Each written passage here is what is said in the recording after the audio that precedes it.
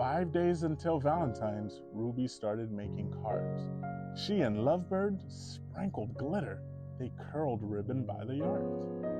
With 4 days down and counting, Ruby and Lovebird began to bake. They cut out heart-shaped cookies.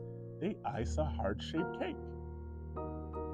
They never left the kitchen with only 3 days more to go. Ruby and Lovebird filled up goodie bags and tied each one with a bow. With just 2 days remaining, they worked morning, noon, and night, signing cards and wrapping gifts until each package was just right.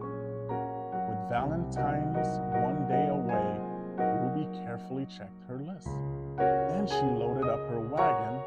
No one in Heartland would be missed.